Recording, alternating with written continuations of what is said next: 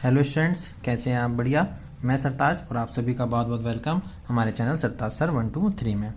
तो students, basic concept of mathematics के series में ये हमारा 5वां वीडियो है, जिसको हमने पार्ट 5 बोला है ना। यानी ये कौन सा पार्ट है? 5वां पार्ट है। इसमें आज हम इस वीडियो में हम आज जो डिस्कशन करने वाले हैं वो है हम डेसिमल नंबर पर डिस्कशन करने वाले हैं। यानी डेसिमल नंबर का मतलब होता है दशमलव संख्याएं के बारे में हम डिस्कस करने वाले हैं। अब बात आती है कि दशमलव संख्याएं होती क्या है, डेसिमल नंबर होते क्या हैं। तो डेसिमल नंबर का मतलब ये होता है कि ऐसे नंबर है ना, ऐसे नंबर जिनके डिनोमिनेटर में 10 या 10 की पावर के कोई नंबर होते हैं या 10 के एक्सपोनेंशियल नंबर होते हैं, तो वो क्या कहलाते हैं? डेसिमल नंबर कहलाते हैं। और न्यूमिनेटर यानी अंश में कुछ भी हो सकता है, जैसे 3 हो सकता है, 4 हो सकता है, 5। यानी दशमलव संख्याएं वे संख्याएं होती है जिसके हर में 10 यानी 10 या 10 की घात, यानी 10 की घात का मतलब यानी 10 की घात 2, मतलब 10 की घात 2 मतलब क्या हो गया? 100। 10 की घात 3 का मतलब क्या हो जाएगा? 1000। या 10 की घात 4 का मतलब क्या हो जाएगा? 10,000, 10,000। इस तरीके से ये कायम रहने वाले हैं, डिनोमिनेटर में रहने वाले यानी हर में रहने वाले हैं।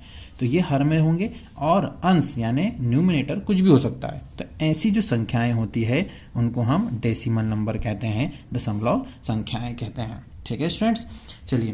तो जैसे अब इसको डिनोट करने का तरीका क्या होता है? ये तो फ्रैक्शन के फॉर्म में, यदि 3/10 लिखा है तो ये एक फ्रैक्शन है।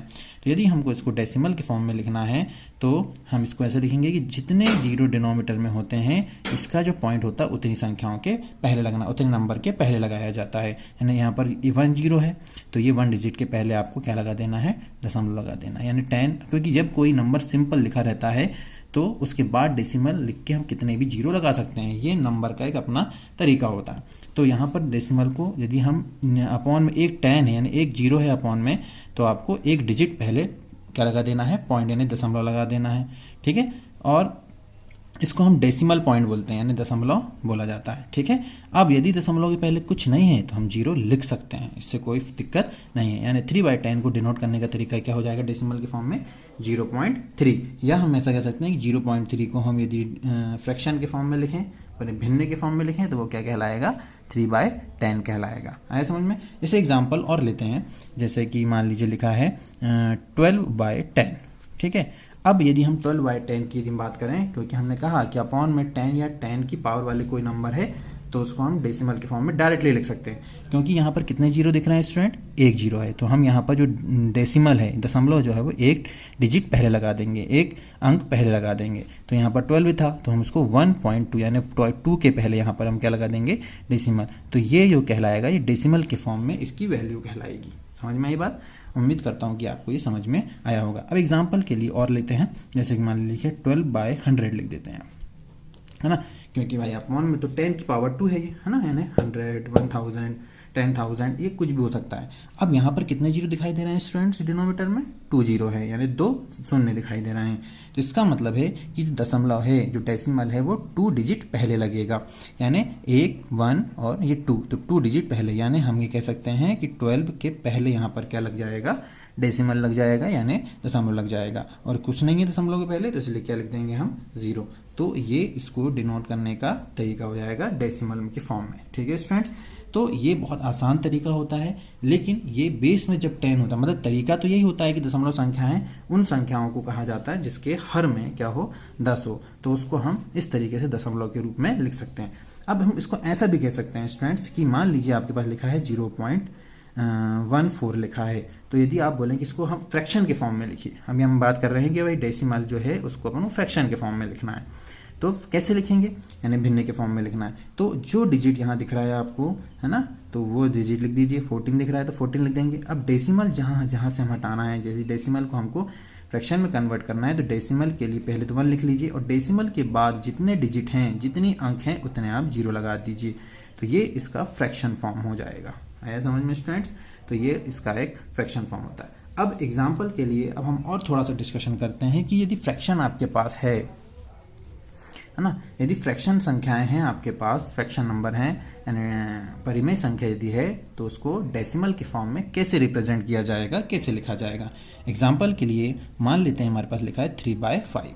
इसका मतलब क्या होता है, पहले इस पे जाते हैं। 3/5 का मतलब होता है कि आपके पास मतलब आपको 3 को आपको 5 से डिवाइड करना है, इसकी मीनिंग ये भी होती है। दूसरी यदि हम फ्रैक्शन पे बात करें तो इसका मतलब ये होता है कि आपके पास किसी चीज़ के 5 पार्ट हैं, उसके 3 इक्वल पार्ट, ये इसकी वैल्यू होगी। एग्जाम्पल के लिए फ्रैक्शन के लिए थोड़ी सी बात कर लें, जैसे मान लीजिए एक आपके पास केक है और इस केक के आपने 5 पार्ट कर दिए, 5 इक्वल पार्ट कर दिए, तो 5 इक्वल पार्ट में से इसकी मीनिंग नीचे यानी डिनोमिनेटर में जो लिखा रहता है वो उतने इक्वल पार्ट किसी भी चीज़ के आपको कर देना है, ठीक है। और उसके कितने पार्ट या कितना हिस्सा आपको जब मिलने वाला है वो ऊपर वाले न्यूमरेटर से पता चला है। यानी इसका मतलब है कि 3/5 की जो वैल्यू होगी वो ये होगी कि इसके 3 हिस्से इक्वल हिस्से आपको निकाल लेने हैं। तो ये जो है मैंने आपको पूरा काला कर दिया, तो ये जो हिस्सा होगा ये जो ये कहलाएगा 3/5, यानी आउट ऑफ 5 में से 3 हिस्सा आपको ले लेना है, तो वो क्या कहलाएगा 3/5, ठीक है। अब इसी को अपन वो डेसिमल के फॉर्म में यूज़ करना, ये भी एक तरीका है कि भाई फ्रैक्शन को हम इस तरीके से भी बताते हैं, लेकिन इसकी मीनिंग यदि हम डेसिमल के फॉर्म में देखें तो इसको आपको क्या करना है ना, 3 डिवाइडेड बाय क्या कर देना है आपको 5, ठीक है। इसका मतलब तो भाग भी होता है ना, डिवाइडेशन भी होता है। चलिए अब 5 को करना है, 5 तो 3 में छोटा नंबर हो गया, तो अब इसलिए यहाँ क्या लग जाएगा, डेसिमल लग जाएगा, दशमलव लग जाएगा। दशमलव का यहाँ क्या ले लेना है 0, 5 6 30, 5 6 का 30, तो यहाँ जाएगा 30। तो हम इसको देख रहे हैं कि ये जो हमारा भागफल आया है इसी को हम यहाँ लिख लेंगे, तो इसकी मीनिंग हो जाएगी 0.6, कोई और दशमलव के पहले डेसिमल के पहले कोई डिजिट नहीं है तो 0 लिख लेंगे। तो इसका मतलब है कि 3/5 की जो वैल्यू है वो कितनी हो जाएगी, 0.6 हो जाएगी, ठीक है। और 0.6 को लिखने का तरीका क्या होता है स्टूडेंट, जैसे 0.6 है तो उसको हम कैसे लिख सकते हैं, मैंने भी सिखाया था आपको, है ना, कि आप जो डिजिट है वो लिख लीजिए और डेसिमल है उसके लिए 1 लिख लीजिए। डेसिमल के बाद कितने डिजिट है, 1 डिजिट, तो यहाँ क्या लग जाएगा 10। इसका मतलब है कि 3/5 की वैल्यू भी 0.6 है और 0.6 को इस तरीके से भी डिनोट किया जा सकता है। इसका मतलब ये हुआ कि ये 3/5 और 6/10 ये दोनों समान भिन्न कहलाएंगे, यानी इक्वल फ्रैक्शन कहलाते हैं या इक्वलेंट फ्रैक्शन कहलाते हैं, ठीक है। अब कैसे पहचाना जाएगा कि इक्वलेंट है, तो सीधी सी बात है, जिस रेशो में यदि ये बढ़ रहा है, न्यूमरेटर बढ़ रहा है, उसी रेशो में डिनोमिनेटर भी बढ़ना चाहिए। जैसे कि यहाँ 3 है, अब यदि मैं इसका न्यूमरेटर देख रहा हूँ, है ना, अंश देख रहा हूँ, तो ये 3 का डबल है, 3 2 6, 3 दूनी 6, तो ये भी डबल ही होना चाहिए। तो हम देख रहे हैं कि 5 2 10, यानी ये भी डबल है, सेम रेशो में बढ़ा है, तो इसका मतलब है कि ये दोनों क्या कहलाएंगे, इक्वलेंट फ्रैक्शन भी कहलाएंगे, ठीक है। तो ये इसको रिप्रेजेंट करने का तरीका, उम्मीद करता हूँ कि डेसिमल को किस तरीके से रिप्रेजेंट किया गया है ये आपको समझ में आया होगा। आइए स्टूडेंट्स अब अपन बात कर लेते हैं थोड़ा सा कि यदि आपके पास डेसिमल नंबर है तो उनको कैसे ऐड करेंगे और कैसे सब्सट्रैक्ट करेंगे, ठीक है। चलिए बात करते हैं। अब जैसे हमारे पास कोई नंबर है डेसिमल नंबर, थोड़ा समझने की कोशिश करें। जैसे कि हमारे पास है 1.6 और मान लीजिए आपको ऐड करना है 2.7 को। अब इसको कैसे ऐड किया जाए, तो ऐड करने का तरीका थोड़ा मैं आसान तरीके से बताता हूँ छोटे लेवल पे, कि हम पहले 1.6 लिख लीजिए और पॉइंट जहाँ लगा है तो पॉइंट के नीचे ही पॉइंट लिखना है, और पॉइंट के राइट हैंड साइड में जो भी लिखा है उसको राइट हैंड साइड में लिखना स्टार्ट कर दीजिए, और लेफ्ट हैंड साइड में जैसा लिखा है उसको लेफ्ट हैंड साइड में लिख लीजिए। ऐड करना है तो ये ऐड करना, ऐड करने का तरीका भी वैसे ही होगा जैसा ऐड हम करते आए हैं बचपन से। तो अब इसको ऐड कर लीजिए, 6 और 7 कितना हो जाएगा 13, तो 13 का क्या हो जाएगा 3 और एक कैरी हो जाएगा, एक को यहाँ से में चले जाएगा, 2 और 1 3 और 1 4, 2 1 3 और 1 कितना हो गया 4, और पॉइंट यहाँ पर पॉइंट लग जाएगा, यानी इसकी जो वैल्यू होगी वो हो जाएगी 4.3। इस तरीके से आप इसको ऐड कर लेंगे, समझ में आया। ऐसे ही आपको माइनस भी करना है, यानी डेसिमल के जो नंबर्स होते हैं उनको आपको ऐड सब्सट्रैक्ट कैसे करना है इसको आपको बहुत अच्छे से ध्यान से करना होता है। चलिए स्टूडेंट्स अब थोड़ा सा और आगे एक आध एग्जाम्पल और ले लेते हैं। जैसे कि मान लीजिए आपके पास एक एग्जाम्पल है 2.5, है ना, और हमको एक नंबर ऐड करना है, वह है 1.06, ठीक है, ऐड करना है। अब इसको ऐड करने के लिए फिर मैंने कहा कि सबसे पहले आप क्या कर लीजिए, 2.5 है तो उसको 2.5 लिख लीजिए। अब यहाँ डेसिमल है तो डेसिमल को यहाँ लगा लीजिए, उसके बाद 06 लिखा है तो 0 और ये 6 लिख लीजिए। अब यहाँ डेसिमल के पहले क्या है 1, तो इसके डेसिमल के पहले क्या लिख लीजिए 1, ऐड करना है। अब यदि आपको डिजिट के कहीं यहाँ कोई डिजिट नहीं दिखाई देता वहाँ आप 0 लिख सकते हैं।